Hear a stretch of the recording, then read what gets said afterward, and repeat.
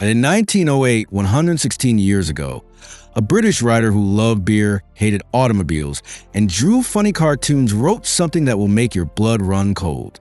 G.K. Chesterton predicted woke culture with such precision that you'd think he had a time machine. Not the surface stuff, not the pronouns or the land acknowledgments or the diversity statements. He saw something deeper, the fundamental machinery, the philosophical engine that powers every struggle session, every cancellation, every moment when you bite your tongue at work, because you know one wrong word ends your career. Listen to this, from 1908. We shall soon be in a world in which a man may be howled down for saying that 2 and 2 make 4, in which furious party cries will be raised against anybody who says that cows have horns, in which people will persecute the heresy of calling a triangle a 3-sided figure, and hang a man for maddening a mob with the news that grass is green. Read that again. He's describing your HR department, your university, your social media timeline, the exact experience you have when obvious reality becomes unspeakable heresy. But here's what's really disturbing. Chesterton wasn't making a lucky guess. He identified the specific intellectual virus, and he watched it spread in his own time. He saw the early symptoms, the replacement of common sense with expert opinion, the elevation of abstraction over concrete reality, the transformation of compassion into ideology, the use of virtue as a weapon. And he warned us exactly where it would lead. You know that feeling when you're in a meeting and someone says something obviously false, but everyone nods? When you see injustice committed in the name of justice, when cruelty is dressed up as compassion, when you're told that your lying eyes deceive you, but the expert's theory reveals truth. Chesterton saw it coming. Not just the what, but the why, not just the symptoms, but the disease, and he left us a diagnosis. So precise it's like reading today's headlines written a century ago. The question isn't whether he predicted woke culture. The evidence for that is overwhelming. The question is, what else did he see that we're still missing? If you feel like you're losing your mind, if obvious truths have become unspeakable, if kindness has been weaponized, if you're exhausted by purity spirals and struggle sessions disguised as conversations, you're not alone. And you're not crazy. What you're experiencing has a genealogy, a history, a philosophical architecture that Chesterton mapped in exquisite detail. In this episode, you're going to discover how a man who died in 1936 predicted cancel culture, ideological capture of institutions, the tyranny of experts, the inversion of virtue, and the specific madness that comes from living in a world where words mean their opposite. More importantly, you'll learn to recognize the patterns yourself, so you can resist without becoming what you oppose. Chesterton didn't just predict this. He gave us the tools to survive it with sanity intact. If you want to discover more about thinkers who saw through the lies of their age and ours, subscribe to this channel where we explore the wisdom of people who refuse to be fooled. Let me show you the first pattern Chesterton diagnosed, because once you see it, you'll recognize it everywhere. In 1910, Chesterton noticed something strange happening in intellectual circles. People were replacing concrete human realities with abstract theoretical categories. Instead of talking about actual women, they talked about the woman question. Instead of discussing real children and real families, they discussed a child as a category to be optimized by experts. He wrote, "The man who says, 'I am fond of my wife,' is talking sense. The man who says, 'I am fond of women,' is talking nonsense." Notice the move he's tracking, from particular to universal, from concrete to abstract, from person to category. And here's what he saw. Once you make that move, you can justify anything, because abstractions don't bleed, categories don't cry, theoretical constructs don't have faces. You see this pattern everywhere in woke culture. Nobody cancels an actual person. They're canceling whiteness or patriarchy or privilege. Nobody is cruel to a real human being. They're decentering or holding accountable or doing the work. The abstraction permits the cruelty because it obscures the concrete reality. Chesterton watched this happening with eugenics in his time. Intellectuals weren't proposing to sterilize Margaret or Henry. They were improving the race, preventing degeneracy, applying scientific principles. The abstraction made the horror possible. He wrote an entire book, Eugenics and Other Evils, fighting this pattern. He lost that battle. Forced sterilization became law in America. But here's what fascinates me. Chesterton understood why this pattern is so seductive. Abstractions make you feel smart. Compassion for actual people is messy. They're ungrateful, complicated. Sometimes they squander help. But compassion for the marginalized or the oppressed as categories, that's clean, theoretical. You can be virtuous without the inconvenience of actual virtue. He saw progressives of his day doing this constantly. They loved humanity while despising humans. They championed the poor while sneering at poor people's actual choices, their religion, their large families, their beer, their patriotism. The abstraction let them feel compassionate while being cruel. Sound familiar? Think about how woke culture operates. It champions black bodies while dismissing actual black conservatives as tokens.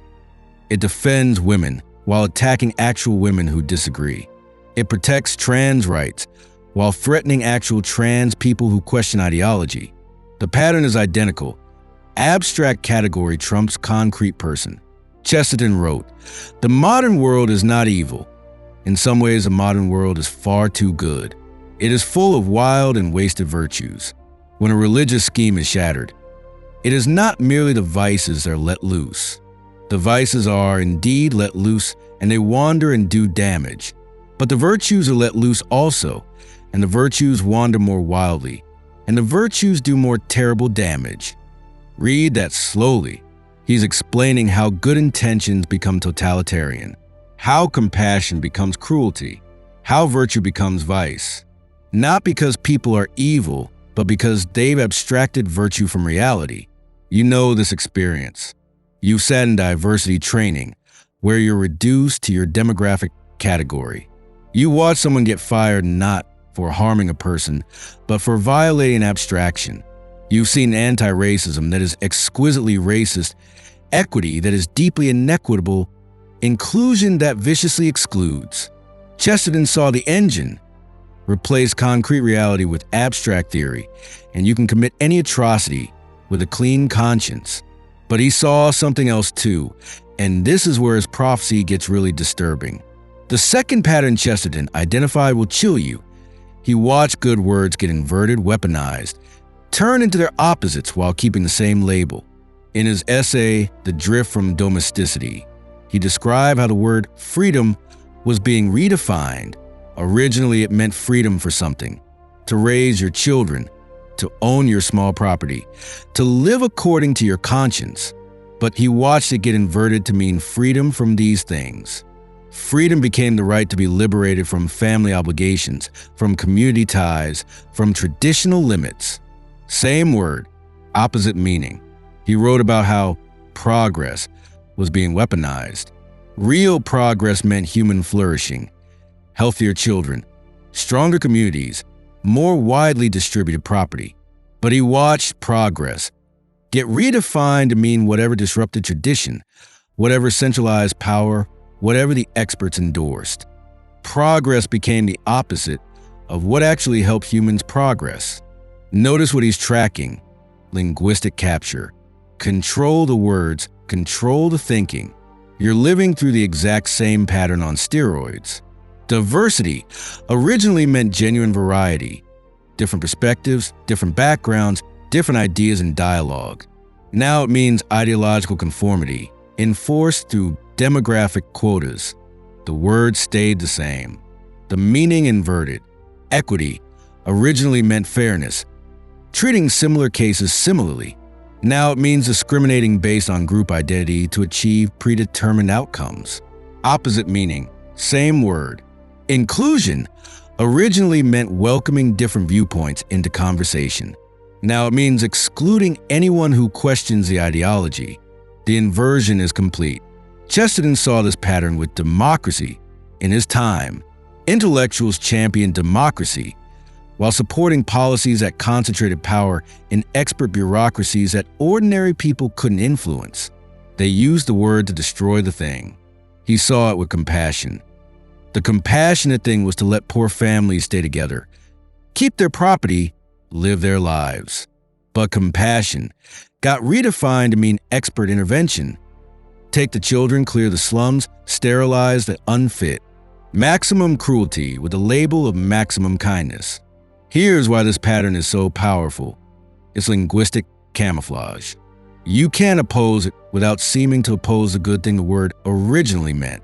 If you question diversity, you're against diversity.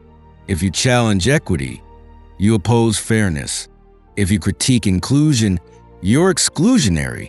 The inverted meaning uses the original meaning's moral weight as a shield. Chesterton wrote, "The whole modern world has divided itself into conservatives and progressives. The business of progressives is to go on making mistakes. The business of conservatives is to prevent mistakes from being corrected." He's identifying the trap. One side inverts language and makes mistakes. The other side defends the mistakes once made because they're now tradition. Neither side can return to sanity because they're both arguing within the inverted framework. You feel this trap constantly.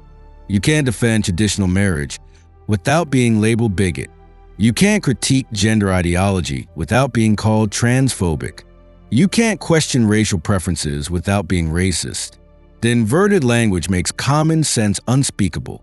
But Chesterton saw something crucial. This inversion isn't random. It follows a pattern. Words that describe human goods, family, community, tradition, limits, roles, reality. These get inverted first, because these words protect human-scale life from abstract ideology. Tolerance originally meant putting up with people you disagree with. Now it means celebrating agreement and punishing dissent. Inversion. Justice originally meant giving each person their due based on their actions. Now it means group outcomes regardless of individual merit. Inversion. Truth originally meant correspondence with reality. Now it means your truth, my truth, lived experience. Except when ideology demands objective truth, then suddenly facts matter again. Selective inversion. Chesterton watched this linguistic revolution in real time. He saw how it prepared the ground for totalitarianism, not through honest tyranny, but through the corruption of good words. And here's what should terrify you. He predicted the next step. The third pattern Chesterton diagnosed explains how woke culture enforces itself. The replacement of common sense with expert diktat.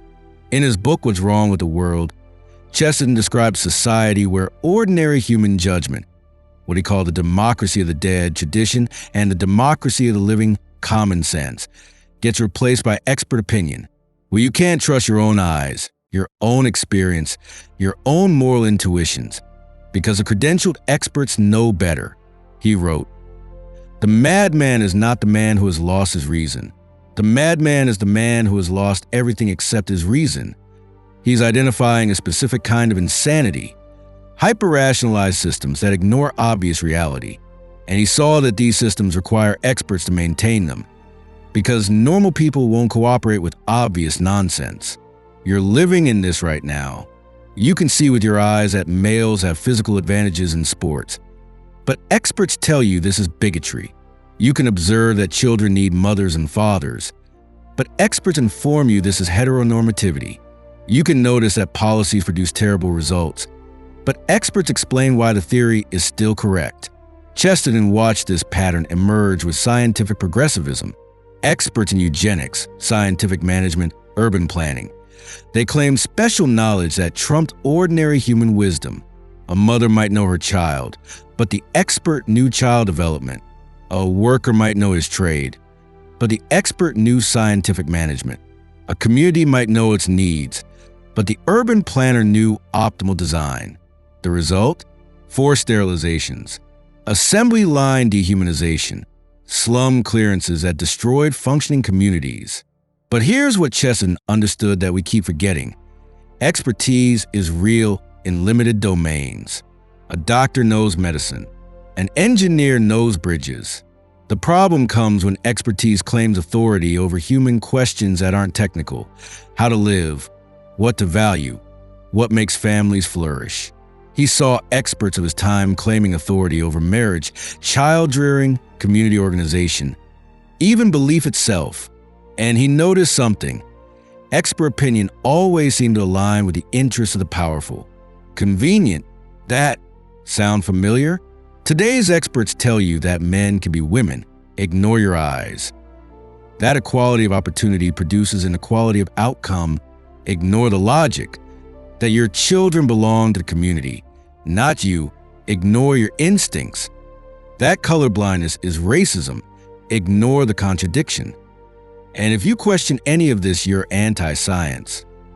Anti-expert, a deplorable, uneducated.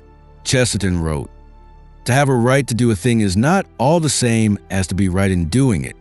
He's distinguishing between technical ability and moral wisdom.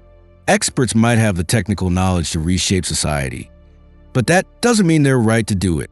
If this analysis hits home, if you recognize these patterns in your own life, hit like so more people can discover Chesterton's prophetic warning.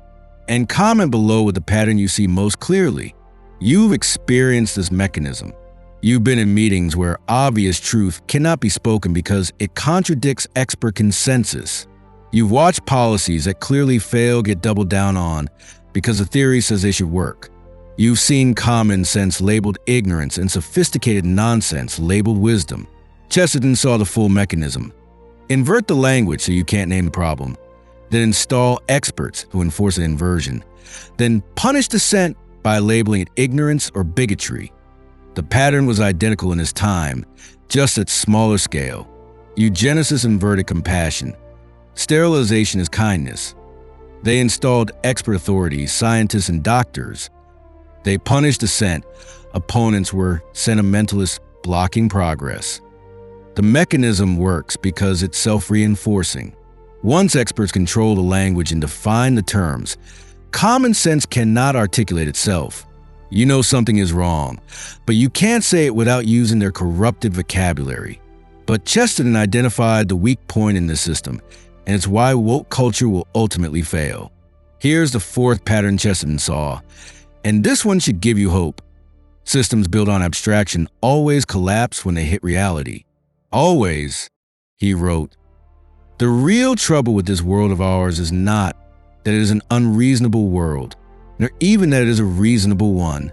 The commonest kind of trouble is that it is nearly reasonable, but not quite. Life is not an illogicality, yet it is a trap for logicians. It looks just a little more mathematical and regular than it is. Its exactitude is obvious, but its inexactitude is hidden. Its wildness lies in wait. What's he saying? That reality is messier than theory, and eventually, the mess destroys the theory. Chesterton watched this with every grand progressive scheme of his time. Scientific urban planning that destroyed communities, educational theories that produced illiterate children, economic systems that created poverty. Each one was beautifully logical in theory. Each one shattered on the rocks of reality. But, and this is crucial, they did tremendous damage before collapsing. You're watching this in real time. Every woke policy produces the opposite of its stated goal because it's built on abstraction, not reality. Diversity initiatives make workplaces less diverse intellectually. Anti-racist training increases racial tension. Gender-affirming care harms confused children. Equity produces gross inequity. The theories are beautiful. The reality is catastrophic. Chesterton understood why. The more abstract is a thought, the more likely it is to be actively harmful. Abstractions don't have feedback loops. They don't feel pain. They don't learn from consequences. Real people learn. You touched the hot stove once. But ideologues, they touch it again and again, insisting the theory says it should be cold. He watched socialists implement beautiful theories that created famines. He watched eugenicists implement perfect plans that sterilized innocence. He watched progressives implement rational reforms that destroyed what worked. And he noticed they never admitted error. When reality contradicted theory, they blamed reality, or they blamed saboteurs, or they said real socialism has never been tried. Does this sound familiar? When diversity quotas produce mediocrity, they blame systemic barriers. When gender ideology harms children, they blame transphobia. When anti-racist policies increase racism, they blame white fragility. Never the theory, always reality's fault. But here's what Chesterton knew. Reality is patient, but reality always wins. You can deny that men and women are different until women get injured in sports. You can deny that children need stability until you see the mental health crisis. You can deny that merit matters until the bridges start falling down. You can deny reality, but you cannot escape consequences. Chesterton wrote, "Tradition means giving votes to the most obscure of all classes, our ancestors. It is a democracy of the dead. Tradition refuses to submit to the small and arrogant oligarchy of those who merely happen to be walking about." He's saying, reality has been testing human arrangements for millennia. What works survives. What fails disappears. Tradition is the cumulative wisdom of reality's feedback. Woke culture rejects this. It insists that everything before 2015 was oppression. Everything after is enlightenment. This is narcissism masquerading as progress, and it's already collapsing. You can see it. Gender ideology is hitting reality. Parents are noticing the harm. DI is hitting reality. Institutions are failing. ESG is hitting reality. Companies are losing money. The collapse is beginning. But Chesterton would warn us, the collapse will be costly. Real people will suffer. Real damage will be done. And when it collapses, those who profited from it will claim they were skeptics all along. He saw this pattern with eugenics. After the Nazis made it unfashionable, every progressive who championed it pretended they'd always had doubts. The cost was millions sterilized, murdered, broken, but the experts faced no consequences. We need to learn from this. The woke collapse is coming because reality is undefeated. But we can minimize the damage by standing for reality now, by speaking truth, by refusing to cooperate with lies.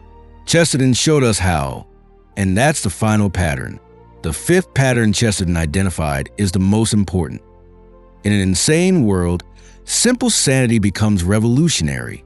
He wrote, "The object of opening the mind, as of opening the mouth, is to shut it again on something solid."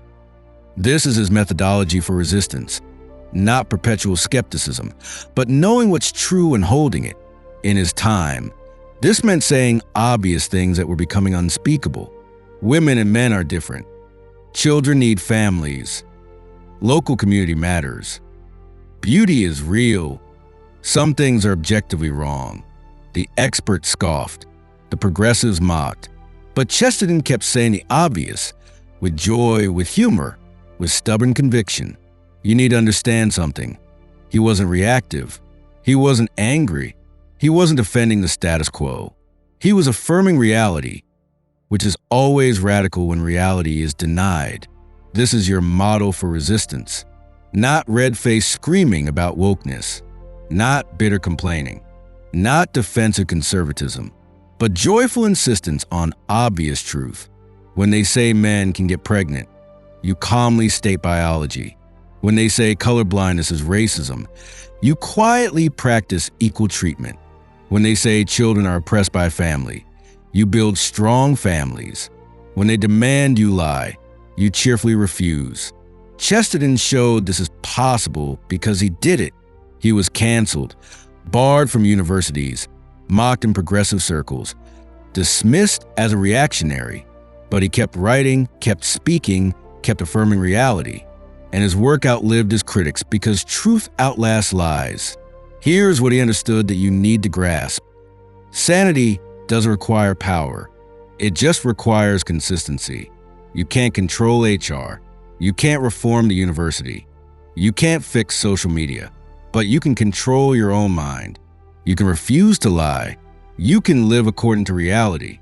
He wrote, "A dead thing can go with the stream, but only a living thing can go against it. Resistance proves you're alive. And here's the beautiful part. Your sanity is contagious. Every time you state the obvious, you give someone else permission. Every time you refuse to lie, you strengthen someone else's spine. Every act of reality-based living is a small light in the darkness. Chesterton created a whole movement of sane people by simply being aggressively normal. He drank beer. He loved his wife. He played with children. He wrote about ordinary things with wonder. In a world going mad with abstraction, he was radically concrete. You can do this. When they spiral into ideology, you ground in reality. When they traffic in abstractions, you tell specific stories. When they deal in categories, you see persons. When they optimize, you love. This isn't political strategy. It's spiritual warfare. Because woke culture isn't ultimately political, it's theological. It's a rival religion, complete with original sin privilege, confession, struggle sessions, excommunication, cancellation, and a vision of salvation equity. Chesterton understood this because he fought the same religious war in his time.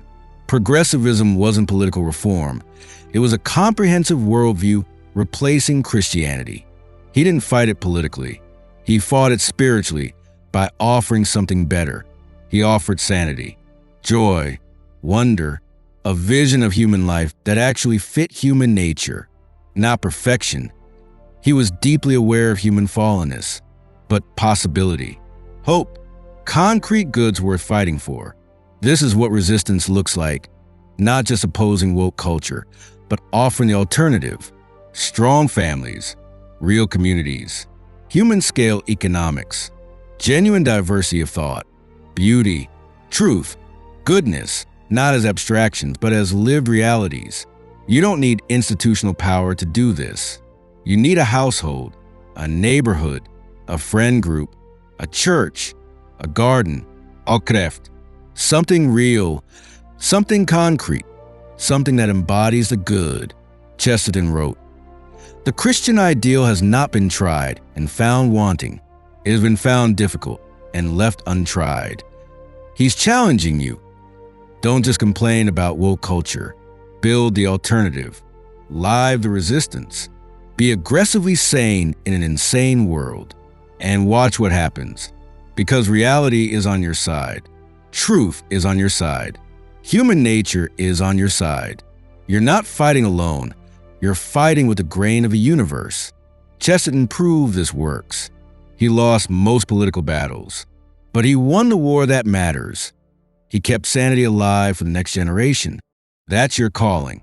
Keep the flame. Pass it on. Resist with joy. Now you see it, don't you? Chesterton didn't just predict woke culture. He diagnosed a fundamental disease that produces it. The replacement of concrete reality with abstract theory. The inversion of good words into weapons. The elevation of expert opinion over common sense. The inevitable collision with reality. And the path of resistance through joyful sanity. This wasn't lucky guessing. This was pattern recognition from a man who understood that ideas have consequences, that philosophies become policies, that what intellectuals dream, bureaucrats eventually implement. When you read Chesterton now, his essays from 1908, his novels from 1904, his debates from 1910, it's like reading a contemporary description of your life. The HR meeting, the struggle session, the cancellation, the purity spiral, the institutional capture, the linguistic corruption. He mapped all of it. But here's what changes everything. Understanding the patterns give you power. You're not crazy. You're not alone. You're not the first to face this. Chesterton faced it and survived with sanity and joy intact. And he left you the tools. When you encounter abstraction replacing reality, you can name it. When you hear good words inverted, you can resist. When experts claim authority over human questions, you can laugh. When reality contradicts ideology, you can wait. When they demand lies, you can cheerfully refuse. The prophecy isn't meant to demoralize you. It's meant to orient you. You know what you're facing. You know where it leads. You know it will collapse. And you know how to resist in the meantime. Chesterton would tell you this moment isn't unprecedented. It's not the end. It's a recurring pattern in human history. The attempt to replace human nature with human theory, reality with ideology, truth with power. And it always fails. Always. Because you can't wish away reality. You can ignore it. You can deny it. You can punish people for stating it. But eventually, the bill comes due. Your job isn't to fix everything. It's to keep the flame of sanity alive for the next generation. To be the person who refuses to lie. To build something real while the abstractions collapse. To love actual people while the ideologues love categories. To live by reality while the world lives by theory. Chesterton showed this is possible. Not easy, he paid a price, but possible, and ultimately victorious, because truth outlasts lies. Starting today, when you face woke ideology in your workplace, your school, your social circle, remember that you're not encountering a political movement. You're encountering a pattern Chesterton mapped in detail. This knowledge changes how you respond. First, name the pattern internally. When HR talks about equity, you can think abstraction replacing concrete fairness. When a colleague gets canceled, you can recognize expert enforcement of inverted language. Naming it defangs it. You're not confused anymore. You see the machinery. Second, practice strategic sanity. You don't need to fight every battle. Choose wisely. But when you do engage, be concrete. They traffic in abstractions. You tell specific stories. They cite experts. You cite reality. They demand compliance. You ask clarifying questions that expose contradictions. Third, build the alternative. You can't argue someone out of a religion. You can only offer something better. So build it. Strengthen your family. Invest in your local community. Learn a craft. Create beauty. Practice hospitality. Live the sanity you're defending. Fourth, find your people. Chesterton had a circle, Bellick bearing. Other sane friends who spoke truth and laughed together. You need this. Not an echo chamber. A community of reality-based people who can say the obvious without fear. Fifth, stay joyful. This is crucial. Bitterness means they've won, even if you're technically right. Chesterton fought ideological battles with laughter and paradox and wonder. He enjoyed the fight because he knew truth was on his side. You can too. In 6 months, you'll find that knowing the patterns makes you confident, not paranoid. You'll navigate woke spaces with clarity, not confusion. You'll build real goods while abstractions collapse. And you'll help others see what you now see. This is a practical legacy Chesterton left you. Not a political program, but a way of living sanely in an insane world. There's a phrase from Chesterton I can't forget. We are on the road to producing a race of men too mentally modest to believe in the multiplication table. Do you feel the weight of that truth? Do you recognize how perfectly it describes a culture where biological reality is bigotry and arithmetic is oppression? Imagine your life 6 months from now, after you've practiced Chestertonian resistance. You won't be perfect. Chesterton never promised perfection, but you'll be saner. You'll see the patterns clearly. You'll know when you're being gaslight. You'll recognize abstraction, inversion, expert overreach, the coming collapse. And when woke ideology demands your compliance, you'll know exactly what is and exactly how to resist. With joy, with specificity, with stubborn reality. Most importantly, you'll stop feeling crazy. Because you'll understand that the madness isn't yours. It's theirs. The confusion isn't your fault. It's their weapon. And your sanity, your simple insistence on obvious truth, is the most radical act available to you. This channel exists to discover together the wisdom of thinkers like Chesterton. People who saw through their age's fashionable lies and armed us to see through ours. People who fought for sanity when the world was going mad. People who kept the flame alive. Subscribe if you want to continue this journey of prophetic wisdom. In the next video, we'll explore another Chesterton insight that explains our current moment with devastating accuracy. Until then, remember what he taught. You're not required to believe absurdities, no matter who demands it. You're not obligated to lie, no matter the cost. And you're not alone in this resistance. See you there. And meanwhile, may you find the joy and courage to speak the obvious. Because in our age, nothing is more revolutionary than simple truth cheerfully stated.